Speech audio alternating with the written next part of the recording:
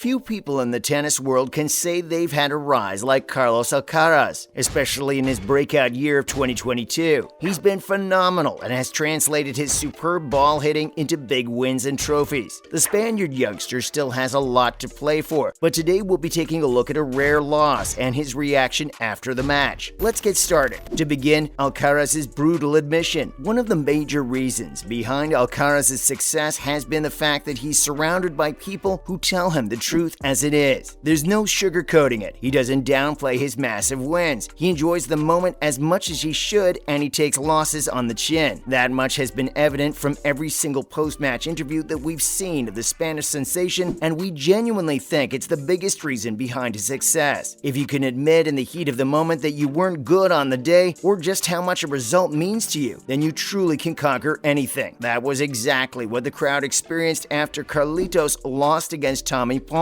in his Canadian Open debut. He said it as he felt it, and that's something so special coming from someone who just turned 19. The lad's a teenager, for crying out loud, but he's still so composed, so honest to himself, and such a hard worker. No wonder he's getting compared to the biggest names of the sport. In the hours after the match, Alcaraz revealed that he'd felt the pressure for the first time and just couldn't handle it, and that was super true. Carlitos was coming into the tournament as the number 2 seed, and it was his debut. We can definitely cut him some slack, but that's the thing. He needs to know that there's no pressure on him. All of these matches are a learning curve for a talent like him, and it's so important to experience these losses from a winning position, as Alcaraz squandered a break and a set lead against Paul. This experience will be worth a lot more than the trophy. But what went wrong with him? There's no denying that it was very unlike Alcaraz to lose the match from such a position. While one would say that we clearly haven't seen enough of him to say that, but his first impressions have been fantastic, and we'd like to think that this game was a mere blip rather than some cause for concern. After all, he's due a bit of a burnout after the number of matches he's played this year, and he's only 19. He's got at least 12 to 14 plus years left in him. Playing against Paul, Alcaraz started pretty well and was on the front foot from the get-go. Paul, though, looked solid as ever and forced a tiebreak in the first set, which went the Spaniards' way after a gruesome 67 minutes. In the second set, Alcaraz zoomed ahead and took the lead by 4-1 and was 2 games away from registering a place into the next round, but Paul had different ideas. The response from the American was superb as he took the next 5 games in a row, capitalizing on Alcaraz feeling the pressure, and won the tiebreak to level the game and force a decider. In the final set, though, Alcaraz looked tired and almost felt like he didn't have enough left in the tank to challenge the 25-year-old. Paul once again forced the issue and took control of the match before closing it out in superb fashion with a 6-3 win. Alcaraz was left ruining the missed chances, but he wouldn't be too hard on himself because he knows that all this was a one-off result, and he's much better than the way he turned up in Montreal. And what's next for our wonder kid? The defeat shouldn't be a huge problem for Carlos Alcaraz because tennis keeps on coming thick and fast, and he'll get plenty of opportunities to put things right. From next week, the race for the crown in Cincinnati will begin, and Alcaraz is expected to take part in it. Although the team faces a big question. Do they play Alcaraz and risk him going deep in the tournament, which would mean he's not in perfect shape for the upcoming US Open that begins at the end of the month? Or do they decide to play in the Western and Southern Open, hope for a deep run from Carlitos, and sit out the Winston-Salem Open? We'd be hoping they'd play in Cincinnati, as it'll be a great experience for the youngster, and he can also get a huge boost in the race to Turin. Everything at this stage is a bonus for Alcaraz, and he can truly take the ATP by storm if he keeps on playing the way he is. A bit of a rest after the Western and Southern Open would put him in the perfect frame of mind ahead of the US Open, a tournament where we expect him to do great things. He seems to be a much better player on somewhat slower courts, and warmer conditions wouldn't be an issue for someone who grew up in Iberia. His fellow countryman and the most successful male player in Grand Slams, Rafael Nadal, also enjoyed a lot of success in Flushing Meadows, and he's got a similar profile to Alcaraz. It'll be interesting to see how he can go in the US Open, especially with Novak Djokovic set to miss out on the final slam of the year as well. In other news, first up, Alcaraz chasing a sensational record. Carlos Alcaraz is the current world number 4. He's just 19 years old, and that's about as crazy as it can possibly get. Not in his wildest dreams would Alcaraz have imagined being at this point, this early in his career, but this is reality and it's happening, and somehow it could genuinely get even better. From this point onwards, the Spaniard is potentially chasing a year-end #1 ranking, and it could actually be a reality if he keeps up the performances he's produced this year. Alcaraz has only 3 tournaments and points to defend. There's a decent chance that he doesn't play in the Winston-Salem Open, and that would be a big blow to his ambitions, but if he can string together a good run in the Cincinnati Masters, then he could actually give himself the perfect platform to go for it. But the US Open remains possibly the biggest issue for the youngster. He had a terrific finish as he made the quarterfinals at Flushing Meadows last year, which means he'll have to defend those points and possibly try to go better. But the US Open isn't an issue. It could genuinely be an opportunity too. The last 2 times someone other than the big 3 won a Grand Slam, it was here in the US Open. And with Djokovic out, there's no reason why Alcaraz shouldn't think about going all the way in the tournament. And for his #1 ambitions, Alcaraz doesn't even need to win the Grand Slam. A semi-final finish followed by a couple of decent post-US Open results would put him in the driving seat because his opponents have so many points to defend. Next up, Kyrgios finally beaten. Ever since the start of Wimbledon, Nick Kyrgios had only lost 1 match, and it was the final of Wimbledon. He'd been on a fabulous winning streak, not only in singles but also in the doubles. However, all that has finally come to an end, and boy was it a thriller to watch. Hubert Hurkacz, the Polish superstar, defeated Kyrgios in 3 sets in the quarterfinals of the Montreal Open, and it was a hard-fought match before Hubert clicked into 4th gear. Hurkacz started well too, but needed the tiebreak to get a lead over Kyrgios, and the Australian returned the favor after taking the 2nd set tiebreak. But in the end, it felt that Kyrgios just didn't have the energy to match Hurkacz's impressive ball hitting, and his brilliant run came to an end. After all, he'd been looking more and more tired in the last couple of games. It's a wonder that he managed to defeat the world #1 and fellow Australian Flash, Alex de Minaur, and reach the quarterfinals. But he'll be back, and we think he'll be in much better touch in Cincinnati. Lastly, Nadal's return to Cincinnati. Rafa Nadal has found the perfect way of timing his returns. After managing to maintain his fitness for each Grand Slam, he's now set to make a return to Cincinnati to get in shape for the US Open, which begins on the 29th of August. The 4-time US Open champion will be hoping to make it 23 in the Grand Slam rankings after Djokovic cut the gap to 1 following his triumph at Wimbledon. And he'll definitely be the favorite too. While the US Open remains one of the toughest and most taxing Grand Slams of the year, it also means an upset here and there is very much possible. Let's see if someone can upset Nadal or whether he'll just steamroll to another title. That's a wrap for this video. Do you think Alcaraz is a future world #1? Let us know in the comments below. Make sure to give this video a thumbs up and subscribe to our channel for more videos like this. See you in the next one.